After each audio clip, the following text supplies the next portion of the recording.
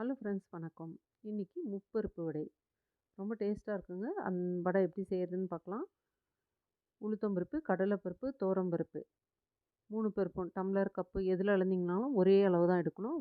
1 cup உளுத்தங்கருப்பு, 1 cup துவரம்பருப்பு, 1 cup கடலைப்பருப்பு. 3மே நல்லா கழுவிட்டு ஒரு 3லேருந்து 4 மணி நேரம் வரலும் நல்லா ஊற வச்சுக்கலாம். எனக்கு 4 மணி நேரமே ஆயிடுச்சு. அதெல்லாம் அப்படியே தனியா எடுத்து ஒரு பவுல்ல போட்டுறலாம். கொஞ்சம் கூட தண்ணி இல்லாம இந்த மாரி எடுத்து போட்டு வச்சுக்கலாம். வடி இருந்தாலும் போட்டுக்கலாம். மிக்ஸி ஜார்ல ஒரு துண்டு இஞ்சி, ஒரு முழு பூண்டு போட்டுக்கிட்டா, நம்ம காரத்துக்கு தேவையான அளவு வரமிளகா போட்டுக்கலாம். பச்சை மிளகா பிடிக்கும்னா அது கூட போட்டுக்கலாம். கொஞ்சமா பருப்பு போட்டு, அந்த பூண்டு, இஞ்சி, மிளகாலாம் அரைப்பற அளவுக்கு அரைச்சு எடுத்துக்கலாம். மிச்ச பருப்புலாம் இந்த மாரி கொர கொரன்னு போட்டு அரைச்சு எடுத்துக்கலாம். முதல்ல இஞ்சி பூண்டோட போடுறது நைஸா அரைச்சு எடுத்துடலாம். அதுக்கப்புறம் இந்த மாரி கொர கொரன்னு அரைச்சுக்கலாம். கொத்தமல்லி, புதினா, கருவேப்பில கழுவி தண்ணியெல்லாம் வடித்து எடுத்து வச்சுருக்கேன். அதுவே மிக்ஸி ஜாரில் போட்டு ஒரு ஓட்டு ஓட்டி எடுத்துகிட்டு வந்துடலாம்.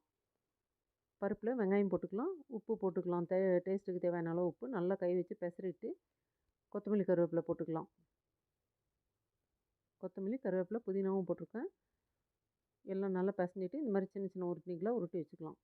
புதினா வந்து நம்மளுக்கு நல்ல ஜீரண சக்தி கொடுக்கும். வாசனையும் நல்லா சூப்பராக இருக்கும். இந்த மாதிரி தட்டி எண்ணெயில் போட்டு பொரிச்சு எடுத்துடலாம். அவ்வளோதான், வடை சூப்பராக இருக்கும் டேஸ்ட்டு. இந்த மாதிரி ஒரு தடவை செய்து பாருங்கள், ரொம்பவே நல்லாயிருக்கும். இந்த வடை குண்டு குண்டாக போட வேணாம், இந்த மாதிரி தட்டையாக போட்டுக்கலாம். டேஸ்டியான முப்பருப்பு வடை ரெடி.